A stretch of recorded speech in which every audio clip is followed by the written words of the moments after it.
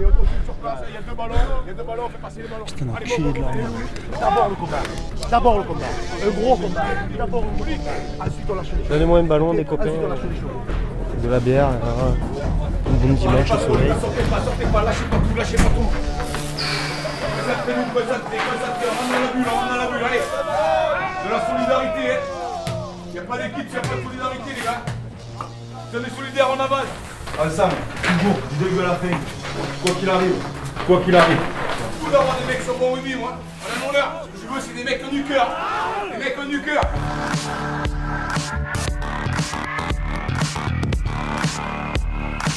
C'est le grand rendez-vous du rugby, la Coupe du Monde. De ce 18 septembre jusqu'au 31 octobre, les meilleurs joueurs de la planète vont s'affronter. La Coupe du Monde, c'est la vitrine de ce sport pratiqué par des centaines de milliers d'amateurs en France, plus de 400 000, et donc des millions dans le monde. C'est ce qu'on appelle le rugby de Monsieur Tout le Monde. Grands, gros, maigres, petits, rapides. Le dimanche matin, ils jettent leurs affaires dans un sac, prennent la direction du stade.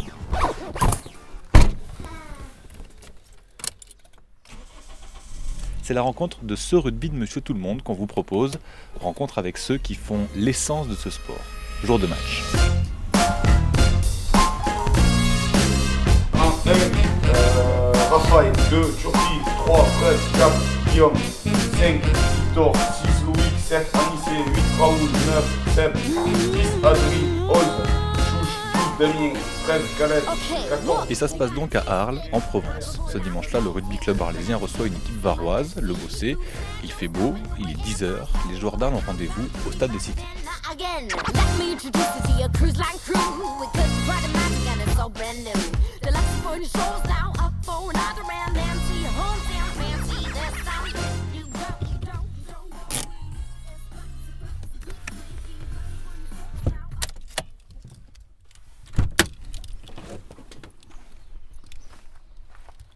Le stade des Cités est en plein centre-ville, au bout d'une impasse. Un grand portail bleu s'ouvre sur le stade, un stade sans tribune, juste un rectangle de pelouse clairsemé. Tout autour, il y a des terrains de boules, des boulistes. Sur la gauche, un grand bâtiment blanc, c'est le clubhouse et les vestiaires. C'est là que les joueurs arrivent. Ah, te mets pas à côté de moi, hein. Petit rattaille, tu n'as pas m'appeler hier. Tu devais avoir les yeux pétillants, hein. Ouais, ça va. Ça va? L'autre, il système. a passé à une à eux. Ça va? Ah, tchotché. Ah, il y a eu que des cartons hier.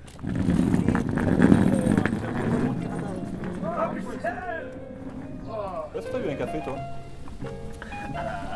À la source?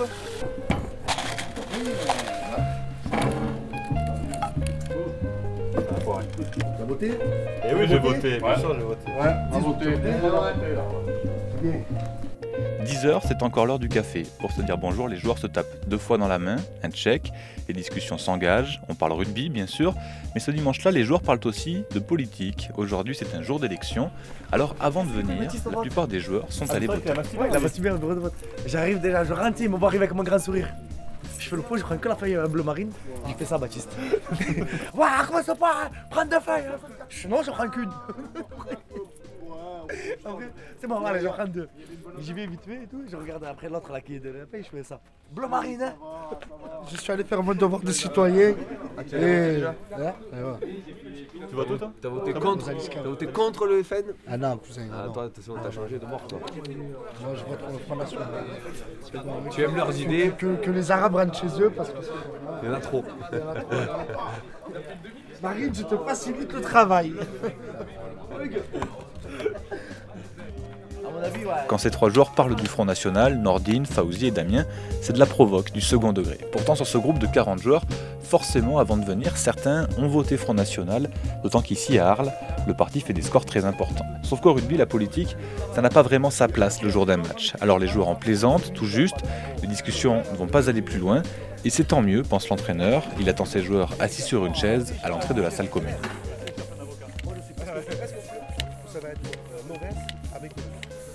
On est là sur un objectif commun qui est le rugby, le sport, penser qu'on soit noir, jaune, blanc, bleu, vert, catholique, orthodoxe, protestant ou musulman.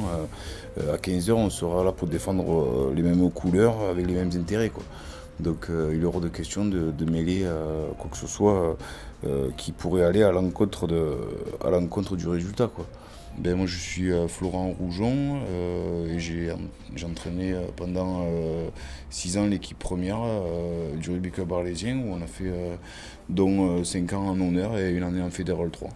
Alors là, c'est le matin, c'est toujours un peu les mêmes rituels. D'ailleurs, que ce soit en pro ou en amateur, c'est grosso modo, on arrive le matin, on boit un café, enfin, c'est toujours pareil. Ouais, c'est toujours pareil, à part que les pros, ils se retrouvent bien souvent dans un hôtel à l'abri des regards, à l'abri du stade, ils sont confinés vraiment dans une bulle, et qu'en amateur, c'est aussi la différence. On arrive, il y a les dirigeants qui sont là, qui préparent les saucisses, les merguez pour le dimanche à 15h, et voilà, et on mange au milieu de tous les bénévoles, des enfants de l'école de rugby, tous ces gens qui viennent passer le dimanche au stade, qui est un lieu de rassemblement dominical, quoi. Ah non, non, jamais plus, tu as remarqué?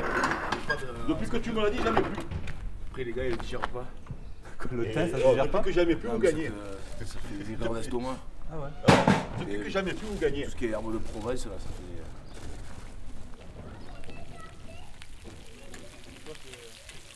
Tous les pâtes? Tous les pâtes. Ça, tomate, tous les pâtes.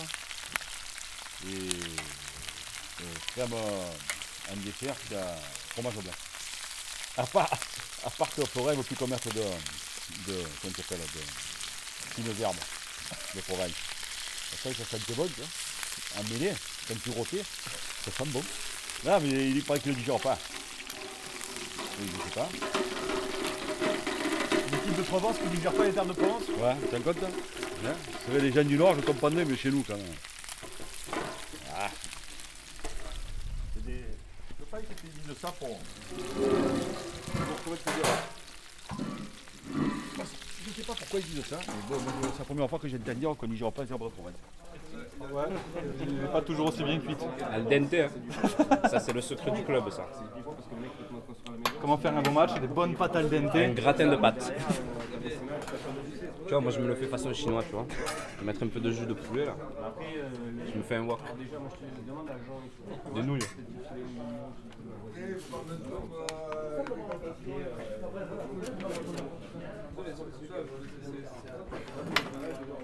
Le jeu de poulet, il va falloir se bagarrer. Il y a du Il n'y a pas de plat. Il faut un torchon, je vais chercher un torchon. Si on met tout dans la casserole s'il faut, serre-le. Il était pas ce four avant? Non. Non, vous êtes équipé. Oh. On nous l'a donné. C'est le bar le cristal qui nous a fait cadeau. Cristal, c'est où le bar? Petit PMU qui Ah a oui. encore. L'histoire de ce four, c'est comme un symbole. Il a été donné par un petit bar PMU du quartier, pas forcément très chic. Ce four, c'est le symbole de la débrouille.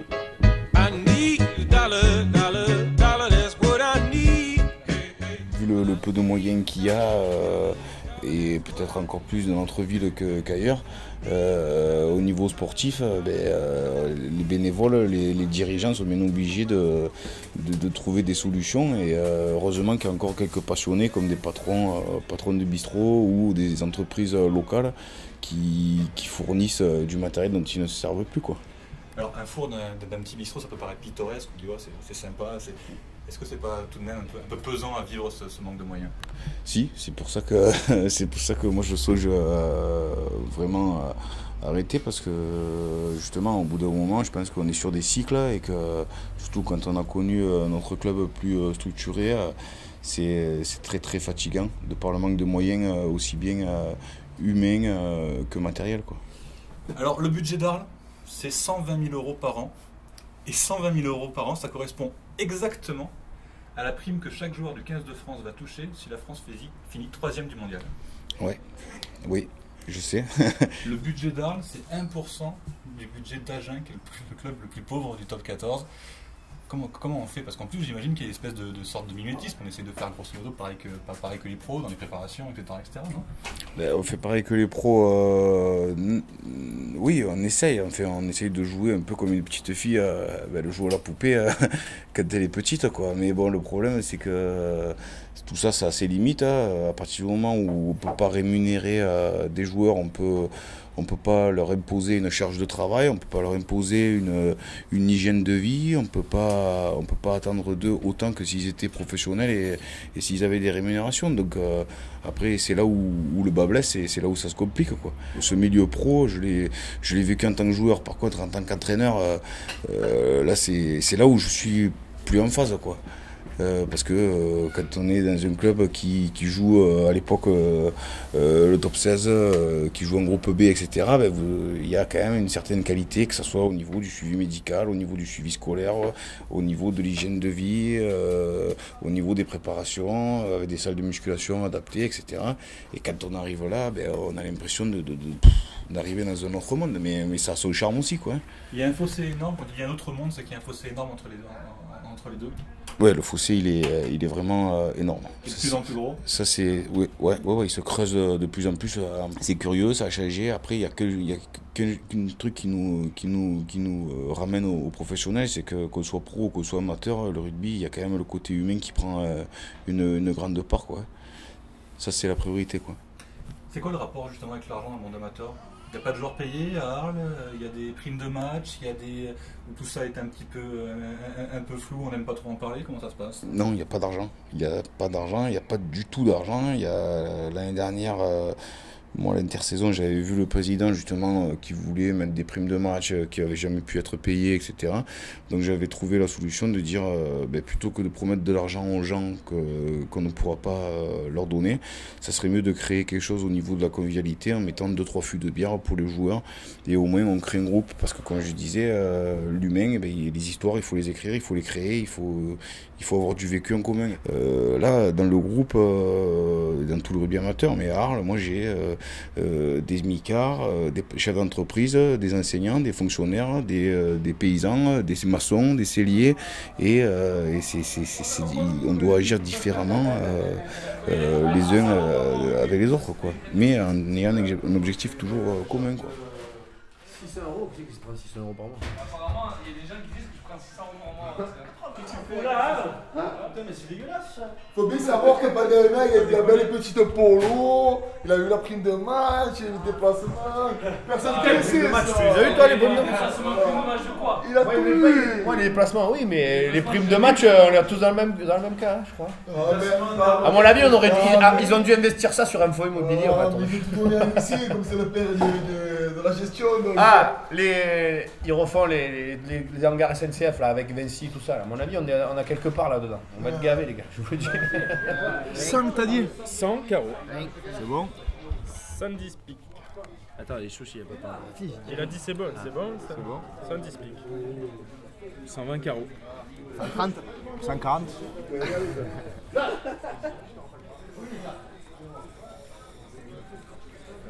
Capot pique.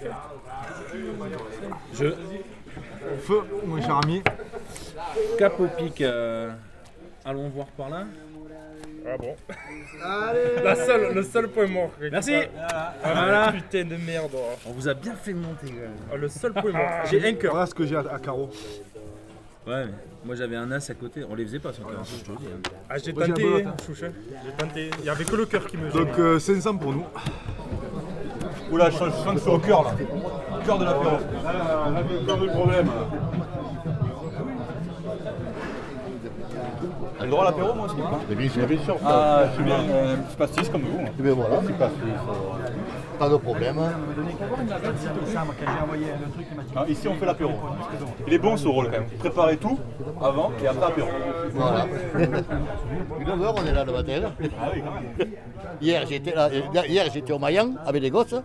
Après je suis venu ici, je suis parti à 8h ici. Et à 9h ce matin j'étais encore là. Serge, bénévole au Grand Cœur. Alors, là, j'aime bien, moi j'aime bien. J'ai tout le temps vécu le milieu rugby, tout le temps. Après, j'ai été séparé, c'est mon boulot. En faisant l'Afrique, je ne pouvais pas aller de quoi. En faisant quoi? En faisant l'Afrique. Ah, t'étais en Afrique? Oui, je faisais que ça, moi. J'ai fait 15 ans des pays arabes et ainsi de suite. Bon. Et bon, obligé de t'arrêter. Hein. Et du coup, la retraite est revenue. Et après la retraite. Ah, mais c'est Guise qui m'a dit hop, hop, hop, hop, hop. Didier, il m'a dit tu es au rugby, toi, maintenant. Là, j'ai arrêté de passer le boulot. Quand j'étais célibataire, je jouais moi. C'est Vincent de Tyros dans les Landes, puis à Saint-Paul-des-Landes. L'Alliance landaise, bon, je suis natif là-bas. Hein. Et après, c'est mon boulot qui m'a. Quand tu es célibataire, c'est de bonnes raisons. Hein. Il n'y a papa, maman. Et après, Tu jouais quoi? moi, j'ai joué pilier au talonneur. Hein. Je savais pas, tu vois. C'était en quoi, Saint-Vincent-de-Tyros à l'époque? 3. 2, pardon. C'est Saint-Paul-des-Landes, c'était en 3.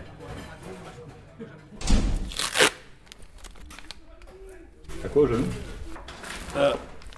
Les rotules hyperlaxes. Regarde. Ah ouais.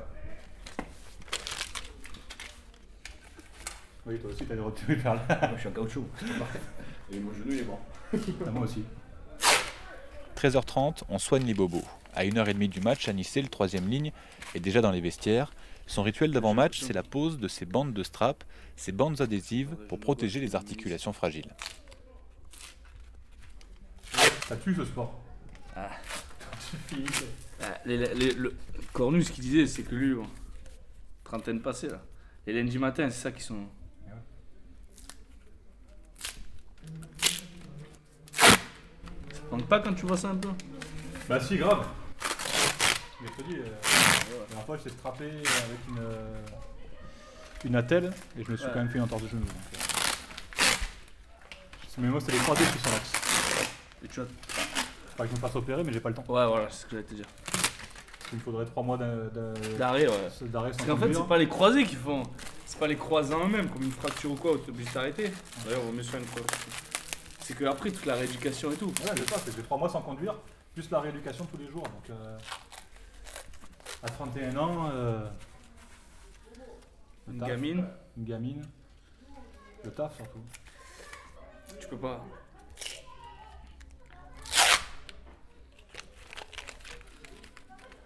Tu vois là, là je monte bien haut. Ça c'est le kiné de la sélection qui m'avait dit. Il m'a dit plus tu montes haut et plus ça te tient les articulations. Il faut savoir pourquoi.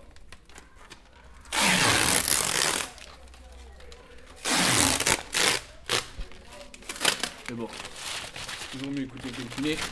Comme ça marche. En même temps, c'est aussi dans la tête hein, le strap. Hein. Alors ça je suis d'accord à moitié, tu vois. Ah ouais? Ouais, ça te tient une articulation quand même. Moi, tu vois, ça peut me retenir une rotule qui part sur la droite. Hein. Et puis comme tu dis, même si c'est psychologique, tu vois, imagine, un jour je le mets pas, et le genou...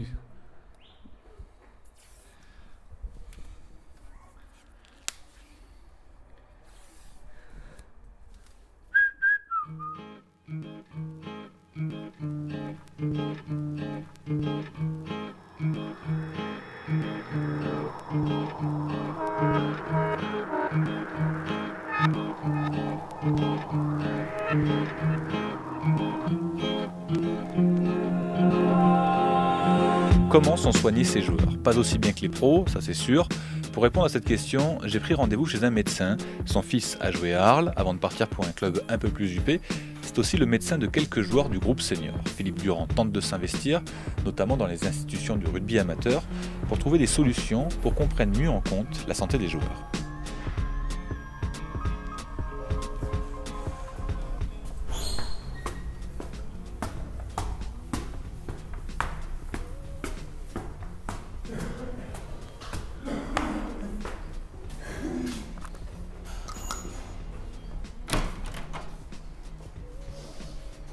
Bonjour docteur Philippe Durand. Oui, bonjour. Comment ils sont soignés ces jeunes joueurs? C'est leur médecin traitant? Il n'y a pas de structure à l'intérieur d'un club comme ça? Exactement. C'est le médecin traitant qui va prendre en charge la traumatologie inhérente à ce sport. Vu le niveau, on va dire, là aussi économique de nos clubs et leur dépendance aux subventions municipales, je ne parlais pas du tissu économique arlésien qui carrément interdit tout sponsoring quasiment. Donc c'est uniquement sur le bénévolat de nos encadrants et une petite manne financière municipale. Ça va plus vite, ils font de la muscu, donc ils sont plus lourds. Et donc les impacts sont effectivement ils peuvent être plus sérieux. Et dans des clubs où il n'y a pas de structure médicale autour, est-ce que ça peut être problématique? Non, parce qu'à ce moment-là, ils ne sont pas au niveau d'exigence que l'ont ceux qui jouent en première division. Donc c'est vrai que ça va moins vite, ça va moins fort. Donc là aussi, on redescend dans l'intensité. Donc il y a plus de danger sur le cérébral, quoi.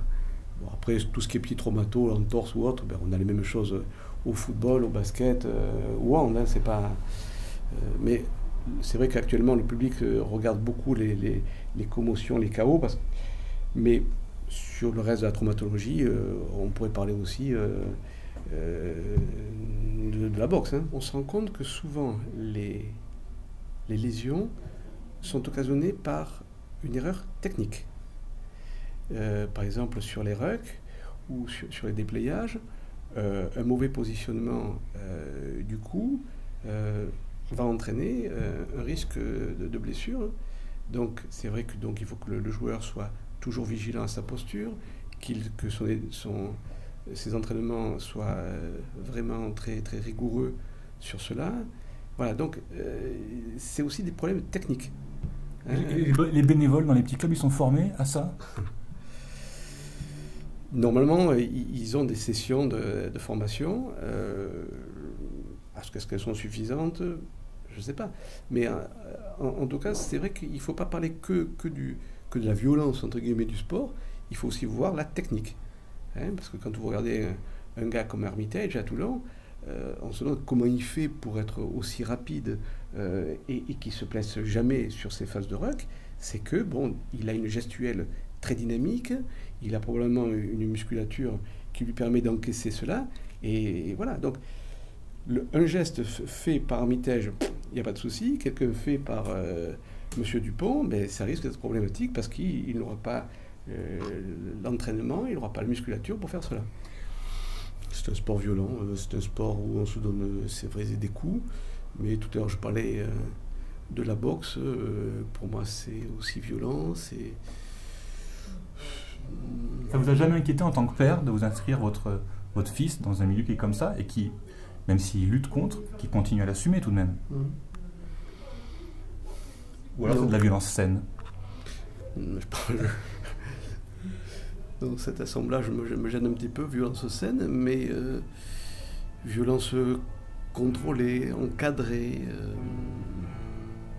pas maîtrisée, mais en plus maintenant, la violence, non, en tant que père, je pense que je vais faire hurler ma femme quand je dis ça ne m'inquiète pas. Mais je ne cache pas que ma femme ne me partagera pas mon avis. Super, merci beaucoup. Je te demande si tu es une bête féroce ou bien un saint. Mais tu es l'un et l'autre, et tellement de choses encore. Tu es infiniment nombreux.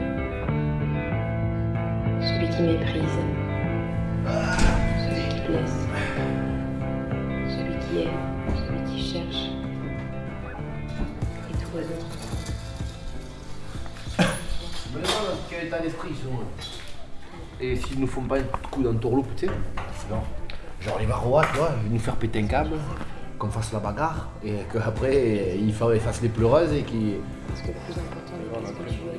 Et si c'était ça, la part d'ombre de ce sport dont on vante les valeurs, la violence, ce qu'on appelle bagarre générale, mêlée relevée, marron, le rugby semble s'en accommoder. Pourtant, dans le sud-est par exemple, chaque année, les clubs participent au Challenge Lédier, une compétition en hommage à Dominique Lédier. Dominique Lédier, c'était un jeune joueur du Vaucluse. Il est mort sur un terrain de rugby dans les années 80, mort dans une bagarre générale. Qu'est-ce que tu fais? Arrête! Qu'est-ce qui te prend de faire des trucs pareils? Pourquoi tu te fais du mal comme ça? Qu'est-ce qui va pas? Parle-moi, tu sais que tu peux tout me dire. Ouais, après, le rugby a changé. Le rugby violent, ça amène à rien, de moins en moins. Ça amène toujours un peu, il y a toujours un peu d'intimidation. Mais bon... Bah avant, on disait qu'on pouvait gagner un match sur une bagarre générale. Hein. Oui, bah c'est ça. Mais moi, à l'époque, tu écoutes les dirigeants, ils ont tous l'âge des arènes d'Arles, regarde, ce qu'ils te disaient. Même des fois sur les tribunes. Ah, mon père qui a déjà dit, il faut déclencher là, faut machin. Ça te sert à quoi de déclencher maintenant? Tu prends des cartons, tu te mets l'arbitre à dos et tu te fais... Ouais, puis surtout tu perds des points maintenant. Ouais, tu perds des points. Regarde, les cartons rouges, ça nous mène. C'est bon, ça va qu'on a eu des bonnes deuxièmes parties de saison. Mais sinon, tu charges. On va presque avoir moins de 3 points de classement. Ça va que derrière nous, on a pris de l'avance. Sinon, c'est moins de 3 points, ils nous auraient mis dedans.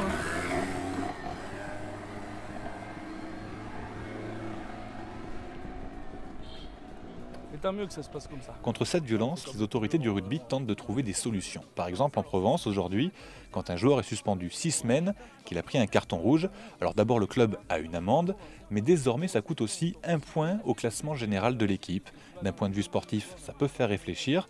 Et pour ceux qui ont du mal à réfléchir, le comité de Provence a également décidé d'obliger les joueurs à sortir des vestiaires 10 minutes avant le début du match. C'est insupportable.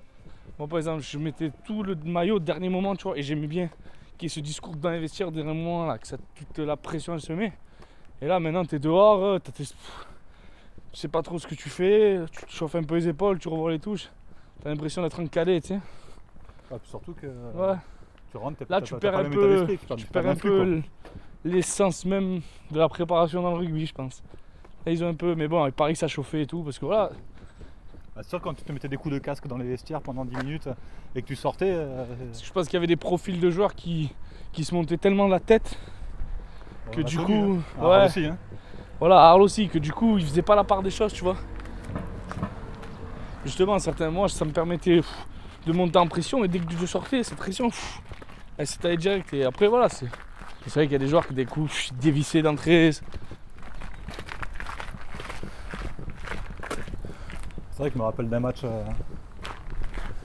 contre Cavaillon où on s'était battu avant même que le coup d'envoi il commence, parce qu'on s'était monté le bourrichon dans les vestiaires. On était sortis, c'était parti. Marc, ils sont où? Ils sont où?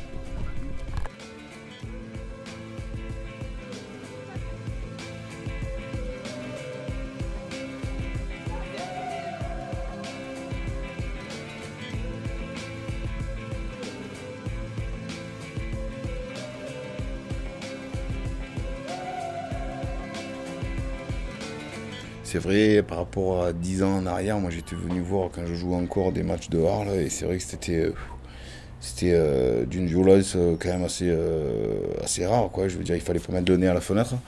Par contre, maintenant, de par l'évolution du règlement, heureusement, on arrive à vraiment jouer au rugby, même s'il reste, après ça reste sport d'homme, ça reste sport de combat, ça reste le défouloir de la semaine, et de temps en temps, ben, voilà, on est des animaux et on veut marquer sa terre, on veut faire honneur au maillot, et voilà, il y a des débordements, mais qui sont beaucoup moins fréquents qu'avant, et on n'a plus besoin de mettre les rétroviseurs, moins besoin du moins, de mettre les rétroviseurs le dimanche à 15h. Non, là c'est quelque chose que j'ai toujours combattu, et dès la première année où je suis arrivé au Rugby Club Arlésien, qui est un club avec un esprit combatif très développé, et je pense qu'il y a deux choses que les garçons ont mis très peu de temps à comprendre de par le discours qu'on a pu tenir, c'est qu'il faut pas confondre la violence et l'agressivité. Et certains joueurs étaient presque violents et pas agressifs. C'est un sport magnifique qui permet de marquer son adversaire dans les règles. Après, ce que j'aurais toujours dit, si vous voulez vous battre, vous montez sur un ring, et il ne faut pas se cacher derrière l'effet de groupe, parce qu'il y a certains garçons dans le rugby contre qui on a joué, à partir du moment où vous êtes 15, il y a les qui se sentent plus courageux que s'ils étaient seuls. Donc moi je voulais surtout pas de ça. Il y a des règles, on respecte les règles, et on a suffisamment de moyens pour pas pour faire mal, mais pour marquer, voilà, pour marquer l'adversaire, sans être obligé d'en passer par la violence, quoi.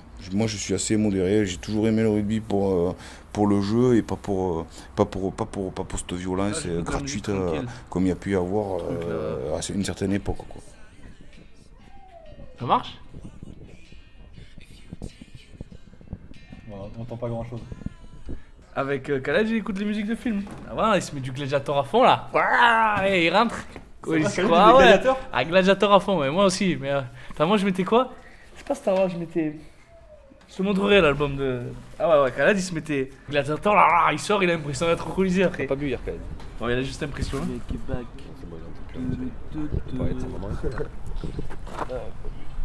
Khaled, bon sang, t'as pas bu hier soir? Non. Écoute quoi, Khaled? Écoute, tu vas pas marquer un doublé du coup. Ouais, écoute ce que t'écoutes. Pose-le. Tu n'entendras pas? Si. du Rocky. On est avec Khaled dans l'avant-match. Écoute Rocky. Ouais. Moi je suis fan. T'entends? Il est long ce moment avant le match. Non? Bah il est long. Tu sais, à 2h on rentre. Hein. C'est surtout long dans les vestiaires. Tu sais, tu rentres, quand tu fais pas 40 straps à la Nice Lopez, tu mets tes crampons, tes chaussettes et ton short, c'est bon hein. T'attends 25 minutes pour sortir. Tu mets 2-3 coups de tête quand même, non? Ah, il n'y a plus trop ça. Hein. Thomas et tout, hein, ils sont devenus calmes depuis qu'il n'y a plus Silver et Beltran. Ils se mettent plus des coups de tête comme avant. C'est limite, tranquille, c'est lui qui apaise et tout. Hein.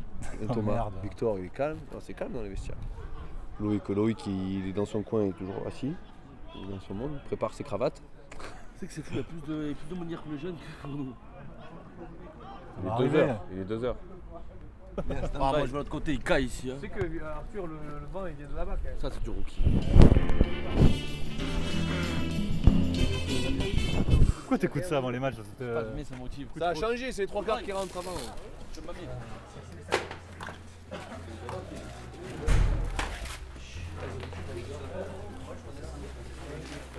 Allez, on se tient, on accélère. On est rentré plus tard que d'habitude.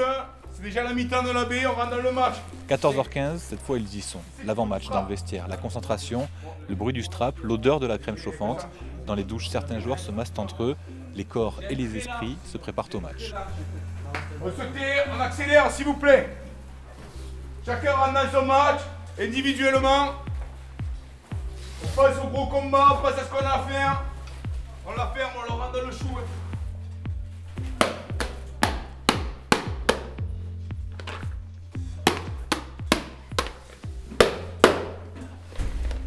Dernier match à la maison, là, il faut se régaler, il faut se faire plaisir.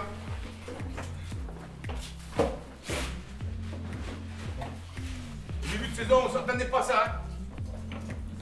Après les 3 premiers matchs, on ne pensait pas jouer une finale. Hein. Donc, préparez-la comme il faut. Mettez les choses dans l'ordre.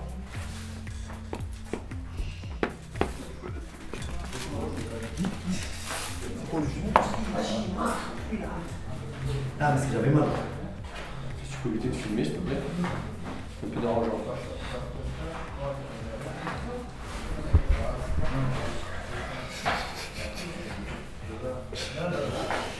Allez, non, c'est bon, je vais. Longtemps que t'as pas marqué. Tu peux leur faire mal, ça me dérangera pas. Tu en veux aussi là? Non.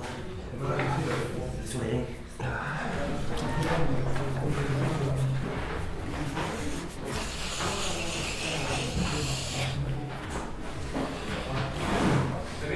Ouais. Il faut s'arrêter comme des chiens. Comme des chiens. On va pas bander les collègues. Contre un mec qui s'envoie fort, ça va motiver les autres. Ne regardez pas, rangez les caméras. Le combat, c'est pas de la violence. Hein. Le combat, c'est pas la violence, les gars. On peut rentrer dans la cour des mecs comme des assassins, hein, mais pas être violent. Hein.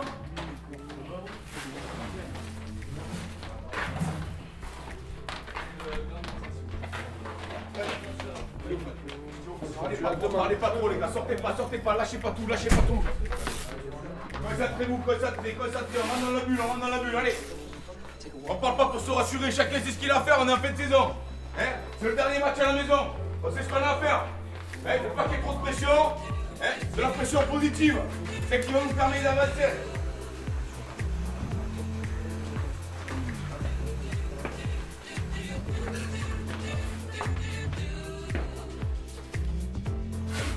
De la solidarité, hein. Il n'y a pas d'équipe s'il n'y a pas de solidarité les gars. On peut être branleur, par contre le dimanche on peut être solidaire. Si on est solidaire on avance. Si les conneries on les fait tous ensemble, elles ne se voient pas. Je m'en fous d'avoir des mecs sur mon rugby moi. On a mon honneur. Ce que je veux c'est des mecs du cœur. Des mecs du cœur.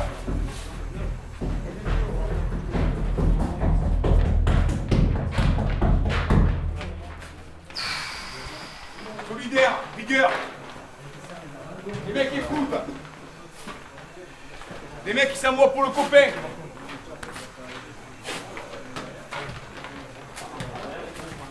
Ensemble, toujours, ils arrivent à la fin.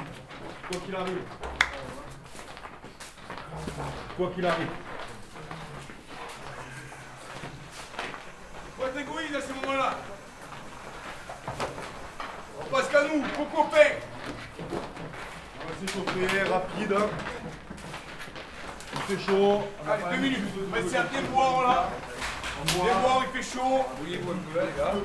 On s'humidifie.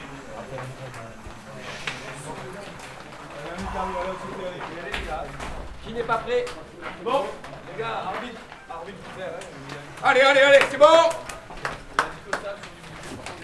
C'est bon. Allez, en voiture. Allez.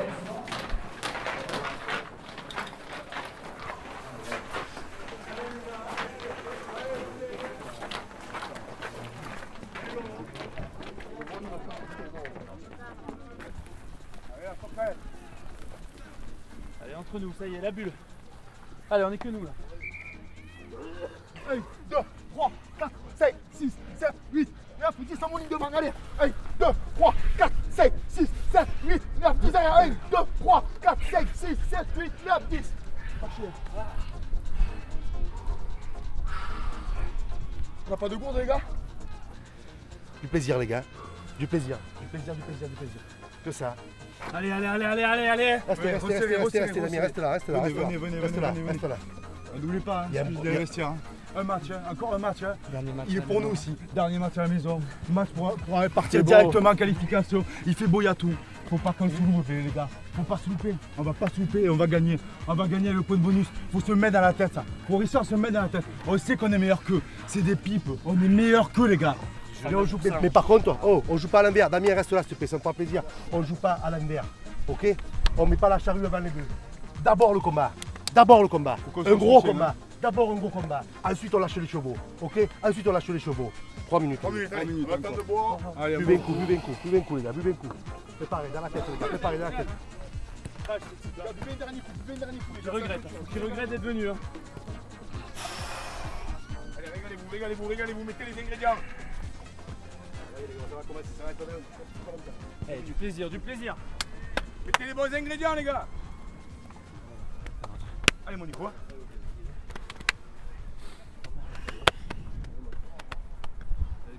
Allez. Allez les gars, approchez. On va aller se passer déjà. Les gars. Marco, Bellaccio. On va aller se placer déjà pour montrer que nous on est prêts. On est prêt. Okay, on va aller se passer au milieu du terrain, tous ensemble. Allez, on y va. Allez, vous êtes prêts? Non, on attend tout le monde. Allez, Adrien, allez, Khalid. On y est là aujourd'hui, gars. Prêt? RPA. Première radio de proximité du pays d'Arles. Le coup d'envoi qui vient d'être donné de ce match, RC Arles, RC Le Bossé, 17e et avant-dernière journée du championnat de Provence Honneur. Le remplacement. C'est à nouveau un jeu de 3 quarts. Khaled Tsemani qui reprend le ballon encore pour percuter. Oh, c'est une brute. Il retourne 2 joueurs, nouveau point de fixation et l'arbitre décide de siffler. Viens les gars. Voici dans le match là, on est enchaîné. Ouais. Arlésiens avec le genou à terre. Ça souffle, ils ont touché beaucoup souffle, de ballons. Putain, l'enculé de leur merde. Voilà, vas-y, il y en a 2 secondes. Il y en a 2 que je vais ouvrir. Il y en a 2 je pense que En toute fin de mi-temps, le RC Le Bossé a ouvert le score par une pénalité. On est donc à 3-0 avec un match qui a eu du mal à se lancer, hein. Pas beaucoup de spectacles. Allez les gars, allez. Ils vivent sur nos erreurs les gars. Parce que pour l'instant, on a tenté, on a fait des merdes. Mais par contre les gars, c'est pas pour ça qu'il faut plus tenter. Ok? Il faut continuer. Allez go. Allez, venez, on chante quoi là? Allez, ou quoi? Allez, chez nous là. Le coup d'envoi de cette deuxième mi-temps qui a été donné. Alors le molle qui se structure bien comme il faut. Ouh là là là, les Arlésiens qui avancent. Ils continuent d'avancer. Ils les ont complètement enfoncés sur 10 mètres et je pense que c'est un essai. Ça aplatit, attention, c'est un essai accordé. Pour les Arlésiens et voilà. On passe donc à 8-6 pour les Arlésiens.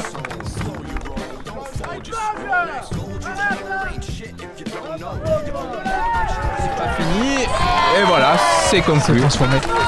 Deuxième essai du RCA avec Loïc Martinez qui vient conclure un beau mouvement Et donc on est à 16-6 pour le RCA. Voilà. Il aura fallu attendre 65 minutes pour qu'ils se lâchent et ils ont fait péter le verrou. Ils ont fait péter le verrou, exactement. Ils ont fait sauter la défense varoise qui vient d'encaisser un deuxième essai. Ils viennent de prendre 13 points dans la tête là. Quelques coups sont échangés, mais ma foi, c'est rien de méchant. Voilà, c'est le supporter qui s'excite. Finalement, il se passe pas grand chose sur le terrain, mais c'est un peu l'euphorie là, des points marqués par les Arlésiens qui ont excité les supporters. Alors qu'un joueur du Beau s'est pensé que la balle était pour lui. Voilà, c'est terminé. Coup de sifflet final. Le rugby club arlésien s'impose contre le RC Le Bossé 18-6. Dans la difficulté, mais les Arlésiens ont assuré l'essentiel. Coupez. Allez, ensemble, allez. Oh. Ah les gars, selfie, personne ne veut le faire, eh ben, c'est bon. Allez, oh, asseyez-vous là. Attendez, faut que je gonfle le torse. Allez, laissez-moi faire des bombes. Qui peut les toucher dans la bière? Ah, ça va. Moi je veux pas, Ah, elle sera choquée. C'est pas grave, allez. Ah oui, sur Facebook, il s'est vite arrivé. Sur les pôles nordiques. Ah, Damien. On va tout ça. On va pas.